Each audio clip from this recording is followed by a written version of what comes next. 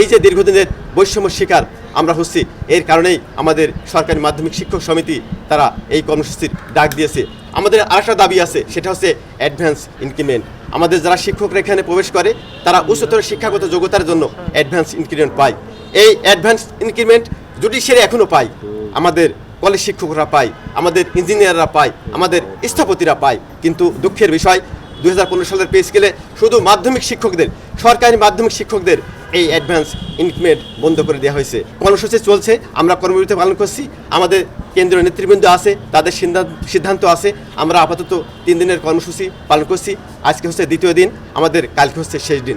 যদি সরকার আমাদের কথা না শুনে, আমাদের যৌক্তিক দাবি যদি না মানে, আমাদের নেতৃবৃন্দ আবার বসবেন। আমরা আরও কঠোর কর্মসূচি কীভাবে দেওয়া যায় সেই পথেই আমাদের সমিতি আগাবে এবং আমরা সারা বাংলাদেশের শিক্ষক সমিতি ঐক্যবদ্ধ আছি, একসাথে আছি এবং সেই সিদ্ধান্ত আমরা এই কুষ্টিয়া জেলা স্কুল থেকে বাস্তবায়ন করব। সেই প্রত্যাশা, সেই আশাবাদ আমার সকল শিক্ষকের আছে। আমাদেরকে বিভিন্নভাবে হুমকি ধামকি দিয়ে থামিয়ে দেওয়ার চেষ্টা করা হচ্ছে। এখন আমাদের আর এই হুমকি ধামকি দিয়ে পিছনে ফেরার সময় নেই। আমাদের দেয়ালে পিঠ ঠেকে গেছে, এখান থেকে আমাদের ফিরে আসতে হবে। হয় আমাদের দাবি মানতে হবে, না হলে আমরা মাঠ ছাড়বো না, কোনোভাবেই ছাড়বো না। আমরা আরও কঠোরতর আন্দোলনে যাব। দাবি দেওয়া না মানলে আমরা আরও কঠোর আন্দোলনে যাব, চেষ্টা করব। আমার যেভাবেই হোক আমাদের দাবি মানতে হবে। আমরা অনেক দিন যাব, আর কত বৈষম্যের শিকার হবো আমরা কিছু বলছি না বলে চুপচাপ ভদ্র হয়ে থাকছি। আমাদের ন্যায্য প্রাপ্য, ন্যায্য দাবি সেটা কেন মানা হবে না? সেটা কেন দাবি দেওয়া আমাদের নেওয়া হবে না? কেন সচিব মহোদয়রা নিজেদের দাবি দেওয়া করে নেননি? একসাথে 4-5টা প্রমোশন তারা নিয়ে নেননি? তারা বলছেন যে তারাও দীর্ঘদিন ধরে বঞ্চনার শিকার ছিলেন, তারা নিয়েছেন, আমরা কিছু বলিনি। নিয়েছেন, নিতেই পারছেন। কলেজের শিক্ষকরা তারা তাদের দাবি নিয়েছেন, নিতেই পারে। দাবি দেওয়া থাকলে সেটা ন্যায্য কি অন্যায্য তারা খতিয়ে দেখুন। আমাদের ন্যায্য প্রাপ্য, যেটা আমাদের পাওনা, আমাদের দাবিও না, আমাদের অধিকার, কেন আমাদেরকে সেই অধিকার থেকে বঞ্চিত করা হবে? আমাদের পূর্বরা টাইম স্কেল পেয়েছেন, তাদের প্রমোশন হয়েছে, আমাদের আগের স্যাররা তাদের হয়েছে, অথচ আমরা কেন বৈষম্যের শিকার হচ্ছি দীর্ঘদিন ধরে? এই যে আমার কথা ধরেন, আমার 28+ চাকরি হলো, দীর্ঘদিন আমি একই পদে চাকরি করে আমি 2 দিন পর অবসরে যাব, তাহলে আমার কি এটাই পাও না?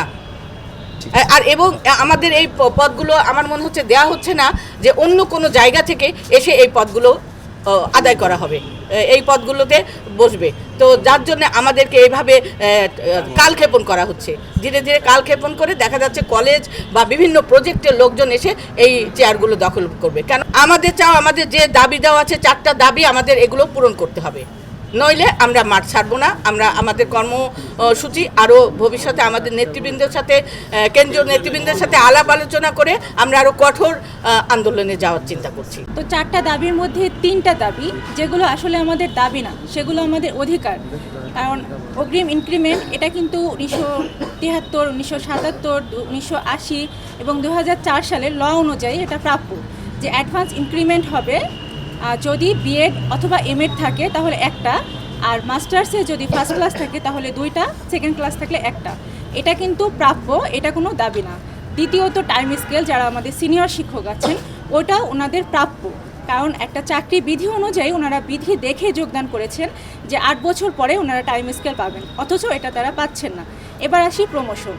বিধি অনুযায়ী আমাদের সহকারী প্রধান শিক্ষক এবং প্রধান শিক্ষক মহোদয় সাধারণ শিক্ষা ক্যাডারে অন্তর্ভুক্ত হবে, এটা বিধি অনুযায়ী, এটা আমাদের কোনো দাবি না। কিন্তু সেটা হচ্ছে না। আমাদের অধিকাংশ জেলা স্কুলগুলো অর্থাৎ সরকারি মাধ্যমিক বিদ্যালয়গুলো চলতি দায়িত্ব, ভারপ্রাপ্ত দায়িত্ব এগুলো দিয়ে চালানো হচ্ছে।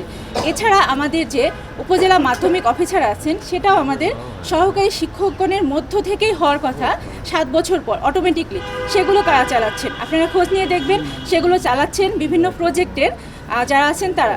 অথচ আমাদের মধ্যে অনেকেই আছেন যারা ওই প্রজেক্টে অ্যাপ্লাই করেন নাই, অর্থাৎ আমরা কেন প্রজেক্টে চাকরি করব, এরকম মানসিকতা থেকে।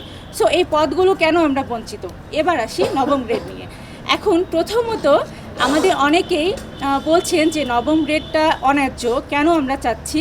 এর যুক্তি আমার পূর্ববর্তী বক্তা দিয়েছেন যে আমাদের সাথেই অর্থাৎ স্বাধীনতার পর থেকে 1973 সাল থেকে সমাজসেবা অধিদপ্তরের যিনি সমাজসেবা অফিসার, পিটা ইন্সট্রাক্টর, পুলিশের ইন্সপেক্টর, এরকম 7টা পদ আছে যারা 10ম গ্রেড ছিলেন অর্থাৎ 2য় শ্রেণীর আমাদের সাথেই, তারা কিন্তু ধাপে ধাপে নবম গ্রেড হয়েছে। কিন্তু একমাত্র আমাদের সরকারি মাধ্যমিক বিদ্যালয়ের শিক্ষকদের এই পদটিকে নবম গ্রেডে উন্নীত করা হয়নি। এছাড়া আমাদের মাননীয় প্রধান উপদেষ্টা অলরেডি ঘোষণা দিয়েছেন যে আমাদের মাধ্যমিক অধিদপ্তরকে আলাদা করা হবে। তো যখন আলাদা করা হবে তখন অবশ্যই আমাদের এন্ট্রি পদটা নবম গ্রেড হতে হবে। নবম গ্রেড না হলে আমাদের কি ধার করা ক্যাডার নিয়ে এসে আমাদের এই প্রশাসনটা চালাতে হবে। এখন যদি আপনি যোগ্যতা নিয়ে প্রশ্ন তোলেন তাহলে আমাদের আগে যারা শিক্ষক আছেন তারা মানে অনেক আগে, অনেকে বলছে মানধাতার আমলে, তারাও 70 মার্কের রিটেন এমসিকিউ টাইপের এবং 30 মার্কের ভাইবা দিয়ে এসেছেন, যেটা সরকারি কলেজের প্রদর্শকগণ দেন, এবং তারা অলরেডি প্রভাষক থেকে শুরু করে সহযোগী অধ্যাপক পর্যন্ত হচ্ছেন, সেখানে কোনো সমস্যা নেই। এরপরে আসি 2022 ব্যাচের যারা, তারা 200 মার্কের ফ্রিলি দিয়ে ভাইবা দিয়ে এসেছে পিএসসির মাধ্যমে, পাবলিক সার্ভিস কমিশনের মাধ্যমে, যেটা আমরা দেখলাম 2-3টা স্পেশাল বিসিএস হলো ঠিক সেম ক্যাটাগরিতে। এবার আসি আমরা যারা 34 বিসিএস থেকে 43 বিসিএস তম থেকে এসেছি 1100 মার্কের রিটেন, 200 মার্কের ফ্রিলি, 200 মার্কের ভাইবা দিয়ে, অর্থাৎ 1500 মার্কের, এবং এটা উল্লেখিত থাকে যে পদ স্বল্পতার কারণে ক্যাডার সার্ভিসে দেওয়া সম্ভব হলো না। অর্থাৎ যারা আমাদের ট্রল করছেন বা বলছেন যে যোগ্যতা নেই, তারা প্লিজ বিষয়টা আগে ভালোভাবে দেখবেন, জানবেন, এরপরে সমালোচনা করবেন। তো নতুন এবং ফিরে আসা গ্রাহকদের জন্য নগদে চলছে ক্যাশব্যাক সহ প্রতিদিন হাজারো উপহার জেতার সুযোগ। হবে আশা আর ফেরা, সারপ্রাইজ সেরা।